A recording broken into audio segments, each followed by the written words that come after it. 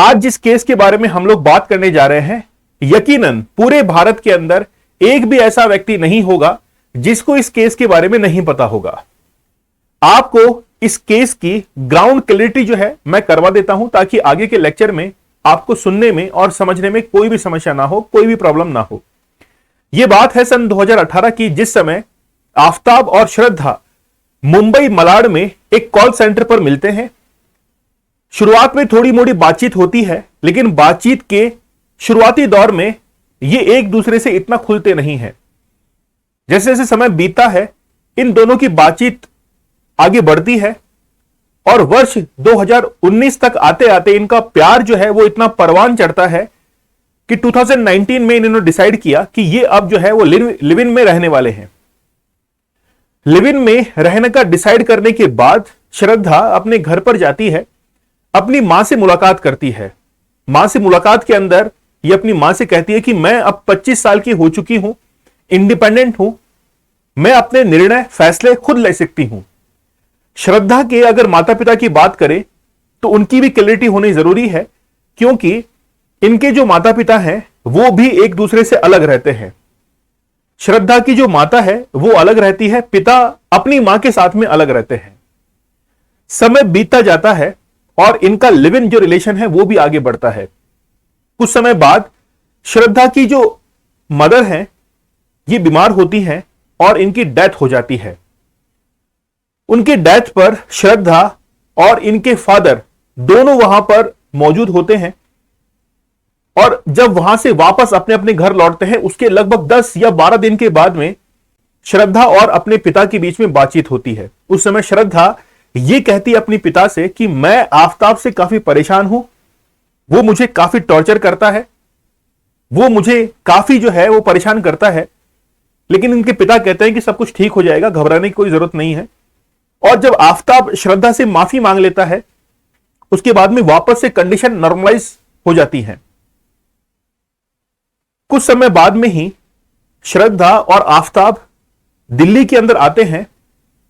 दिल्ली में आने के बाद पहाड़गंज में उन्होंने एक फ्लैट जो है वो किराए पर लिया है। शुरुआत में एक होटल में रहते हैं और फिर एक फ्लैट में जो है वो शिफ्ट हो जाते हैं। उस फ्लैट के अंदर श्रद्धा है और आफताब है। ये फ्लैट जो है वो आफताब के किसी फ्रेंड का है। ये जब दिल्ली के अंदर आते हैं तो वहां पर भी साथ रहते हैं। 8 मई 2022 को ये मुंबई से पहुंच जाते हैं दिल्ली के अंदर। 18 मई 2022 का वो वक्त जिस समय आफताब ने श्रद्धा का जो है वो मर्डर किया है।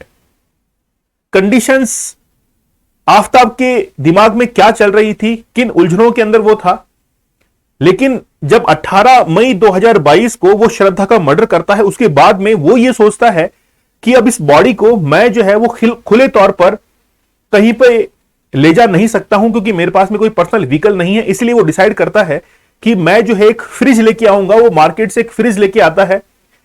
फ्रिज लाने के बाद वो उस बॉडी को वहां पर छिपाने की कोशिश करता है। वो यूट्यूब पर कई सारे वीडियोस देखता है कि एक बॉडी जो है उसको कैसे जो है वो कट किया जाए। जब वो वीडियोस देखता है तो फिर वो चॉपर से उस बॉडी के कई पार्ट कर देता है, बॉडी को छिपा देता है किसमें, फ्रिज के अंदर। और धीरे धीरे बॉडी के जो पार्ट्स हैं वो फेंक देता है जंगल में ले जाकर।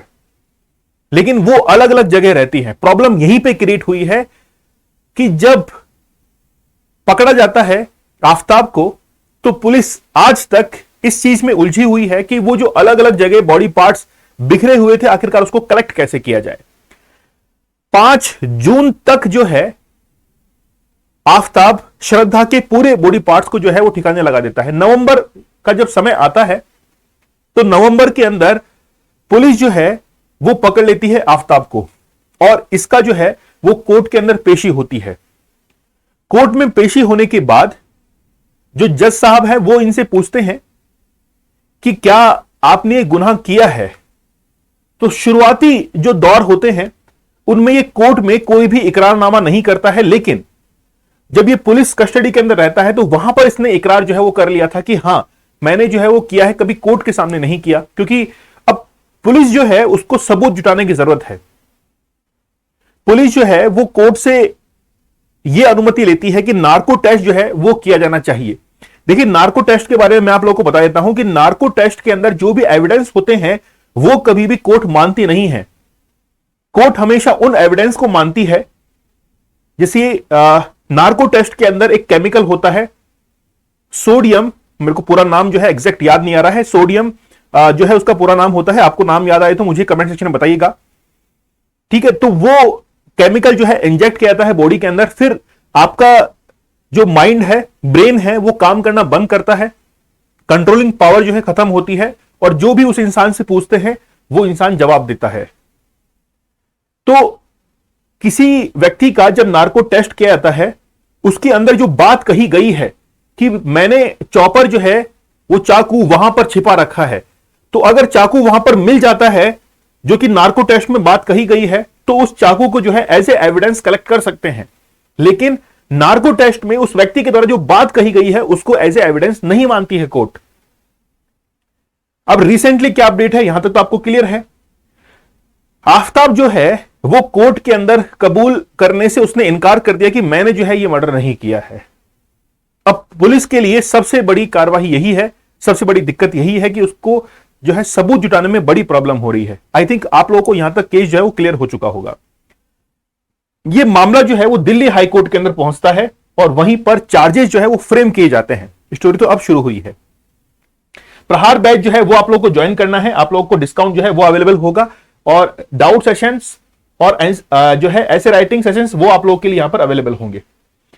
देखिए, यहां पर सबसे पहली बात है कि ये जो मर्डर केस है इसमें दिल्ली जो हाई कोर्ट है उसने कुछ चार्जेस जो है वो फ्रेम किए हैं आफ्ताब के ऊपर, कि आफ्ताब वैसे तो अपने गुनाह से मुकर रहा है, लेकिन पुलिस जो है अपने सबूत कलेक्ट कर रही है। अब ये कह दिया है कि एक्यूज जो है उसने सबूत मिटाए हैं। कोर्ट ने कह दिया कि सबूत जो है वो मिटाए हैं, पुलिस को गुमराह किया है, इसलिए चार्जेस जो है वो आफ्ताब के ऊपर फ्रेम किए जाए।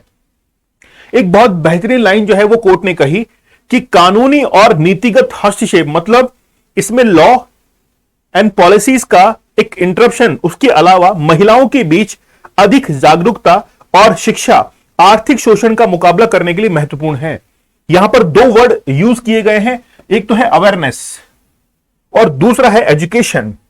कोर्ट ने यह कहा कि जब भी किसी लड़की का या महिला का जब शोषण होता है तो उस समय यानी कि उससे बचने के लिए उसका जागरूक होना, अवेयर होना और इस फील्ड के अंदर एजुकेट होना वो बहुत ज्यादा जरूरी है। जब तक ये नहीं होगा तब तक ये केस जो है वो रुकेंगे नहीं। ये जो है वो कोर्ट ने बात कही और बहुत बड़ी लाइन है ये। आफ्ताब जो है वो जेल के अंदर है। देखिए, जेल के अंदर अभी उसकी कोर्ट ट्रायल चल रही है। मैं आपको दो अलग अलग स्ट्रक्चर बता देता हूं। जब भी कोर्ट के अंदर व्यक्ति पहुंचता है तो या तो वो गुनाह को कबूल कर लेता है, तब तो ठीक है, लेकिन अगर गुनाह को कबूल नहीं करता है तो कोर्ट ट्रायल चलती है। और कोर्ट ट्रायल जो है वो 6 महीने, 1 साल, 2 साल, 10 साल तक भी चल जाती है, जब तक कि यह चीज प्रूफ नहीं की जाती है कि उस व्यक्ति ने जो है वो मर्डर वगैरह कुछ भी किया है। तो लॉ के अंदर एक बहुत अच्छी लाइन है कि अगर आपके ऊपर दोष लगाया गया है तो आप तब तक दोषी नहीं होंगे जब तक कि दोष सिद्ध नहीं हो चुका है, जब तक प्रूव नहीं हुआ है। तो कोर्ट ट्रायल जो है वो अब आफ्ताब के ऊपर चलेंगी। 1 जून जो है वो नेक्स्ट डेट दी गई है। आई थिंक आप लोगों को क्लैरिटी जो है वो हुई होगी। श्रद्धा जो मर्डर केस है उसमें नार्को टेस्ट जब किया गया तो उस समय यानी कि नार्को टेस्ट के लिए अनुमति मांगी गई। बेसिकली सारा खुलासा तो जो है वो पुलिस वगैरह करती नहीं है कि क्या हुआ है इसके अंदर, लेकिन फिर भी मैंने आपको नार्को टेस्ट के बारे में बता दिया है ना।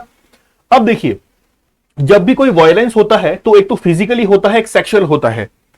कोर्ट ने सीधे तौर पर कहा कि अगर इन चीजों से बचना है तो आपको अवेयर रहना पड़ेगा, एजुकेट होना पड़ेगा। सेक्स एजुकेशन की बात इंडिया में होती नहीं है, जबकि सबसे पहले ही वही होनी चाहिए। क्यों?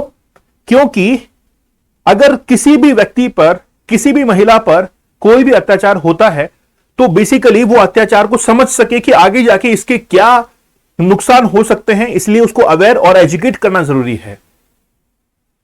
फिर देखिए कि यहां पर जो असॉल्ट होते हैं या वायलेंस होता है वो फिजिकली एंड सेक्सुअली जो होता है, और इसमें खास तौर पर इकोनॉमिक अब्यूज जो है वो किया जाता है। जो महिला इसकी शिकार हुई है उसको धमकी दी जाती है कि कल को तुम्हारे जो है वो रहने के खाने के जो है वो परेशानी आ जाएगी, उसको खर्चा पानी देना बंद करना, क्योंकि वो महिला जो है वो इंडिपेंडेंट नहीं है। अगर इंडिपेंडेंट होती तो अपने डिसीजंस खुद ले पाती कि ठीक है मैं जो है अपने डिसीजंस खुद ले लूंगी, लेकिन यहां पर इकोनॉमिकली अब्यूज जो है वो की जाती है क्योंकि उसके पास में और कोई चारा नहीं है। अगर उसके पास में अवेयरनेस होती तो वो पहले से एजुकेट होती और एजुकेट होकर वो अपने आप को इंडिपेंडेंट रख पाती, इकोनॉमिकली वो इंडिपेंडेंट रहती। और आपको पता है कि भारत के अंदर पितृसत्तात्मक समाज जो है, खासतौर पर पितृसत्तात्मक समाज नहीं होता है, पितृसत्तात्मक सोच होती है, एक थिंकिंग लेवल होता है जहां पर जाकर एक मेल कैंडिडेट जो है वो ये सोचता है कि मैंने जो डिसीजन लिया है वही जो है वो हमेशा लीस्ट होना चाहिए। ठीक है, तो ये जो सोच है, ये जो थिंकिंग है, ये भी इसको नुकसान पहुंचाती है। बेसिकली इंडियन जो कॉन्स्टिट्यूशन है वहां पर एक लॉ है, protection of women from domestic violence act 2005, इसको आप लोग याद रखना, ये आपके काफी यूजफुल है। तो ये जो अत्याचार है वो महिलाओं पर, बच्चों पर, ठीक है, इनके ऊपर होता है, खासतौर पर इनके ऊपर जो है अत्याचार देखा जाता है। इसी एक्ट के अंदर जो है वो इन्हीं वायलेंसेस को या फिर इकोनॉमिक एब्यूज जो है इसको काउंट करते हैं। ठीक है, चलिए, तो पूरा का पूरा मैंने बता दिया आप लोगों को, यही चीजें जो है वो यहां पर लिखी हुई हैं कि ये जो एग्रेशन होता है बेसिकली इसको किस में काउंट करते हैं, PWDY के अंदर। देखिए यहां पर एक वर्ड लिखा हुआ है स्त्री धन और डॉवरी। तो ये डॉवरी, ये तो दहेज आप लोग जानते हैं कि शादी जब की जाती है तो जो वधू पक्ष है उसकी तरफ से कुछ गिफ्ट्स जो है देते हैं, है ना, है ना। एक हम लोग जो है वो इंडियंस हैं, किसी चीज को इजीली एक्सेप्ट नहीं करते। जैसे आपको एप्लीकेशन फॉर्म में फिल करने के लिए कहा जाता है कि क्या आपने दहेज लिया है, आप करते हैं उस पर नो, है ना, जबकि आपने लिया होगा, लेकिन आप उसको दहेज नहीं मानते, आप उसको गिफ्ट मानते हैं, लेकिन वो बेसिकली दहेज ही है जिसको आप गिफ्ट मान रहे हैं। आपके मानने या न मानने से क्या होता है, लिया तो है ना, समझ रहे आप लोग, सबसे बड़ी प्रॉब्लम। दूसरा, स्त्री धन, यह सबसे बड़ी प्रॉब्लम है क्योंकि पितृसत्तात्मक समाज के अंदर वो महिला को एक वस्तु की तरह जो है वो यूज करता है। जैसे आप लोगों ने आर्टिकल 23 पढ़ा होगा, 23 के अंदर जब भी हम लोग बात करते हैं एक्सप्लॉयटेशन के बारे में, तो जब भी किसी महिला को एज ए प्रोडक्ट यूज करते हैं तो वो आर्टिकल 23 के अंदर जो है वो काउंट हो जाता है। ठीक है, चलिए, सरकार ने क्या किया, सरकार चाहती है कि इकोनॉमिकली वो महिला जो है वो इंडिपेंडेंट हो जाए, इसीलिए 2014 के अंदर सरकार एक योजना लेके आती है, प्रधानमंत्री जनधन योजना। इसकी खास बात यह है कि प्रधानमंत्री जनधन योजना के डायरेक्ट बेनिफिट फंड ट्रांसफर, ये जो स्कीम है, इसके तहत महिला जो उम्मीदवार होती है, कैंडिडेट होती है, उसके अकाउंट में पैसा ट्रांसफर होता है। और हम लोग ये कह सकते हैं कि about 56% of PMJDY accounts being owned by women according to data from the Ministry of Finance as of August 2022। तो इस डेटा के अकॉर्डिंग 52% जो अकाउंट जो खुले हैं वो महिला के नाम पर यहां पर खोले गए हैं। ये बहुत अच्छी बात है ताकि वो महिला जो है वो इकोनॉमिकली अगर इंडिपेंडेंट होगी तो अपने निर्णय खुद ले पाएगी। खासतौर पर इसके साथ में दो चीजें और जुड़ी हुई हैं, अवेयरनेस और एजुकेशन। दोनों अगर पैरेलल चल रही हैं तो इंडिपेंडेंसी ऑटोमेटिक आ जाती है। तो श्रद्धा मर्डर केस जो कि 18 मई 2022 से शुरू होता है, उस दिन जो है वो मर्डर होता है और अब जो है 1 जून को इसकी सुनवाई होने जा रही है। तो अब सबसे बड़ी बात यह है कि पुलिस को जो है वो सबूत जुटाने की यहां पर जरूरत है। ठीक है, चलिए देखते हैं ये लेक्चर आप लोग कैसा लगा, मुझे आप लोग कमेंट सेक्शन में जरूर बताइएगा। आप लोग प्रहार जो बैच है इसको ज्वाइन कर सकते हैं, कोड यूज करना है प्रहार, इससे आप लोगों को 70% फ्लैट और 25% डिस्काउंट जो है एक्स्ट्रा मिलेगा।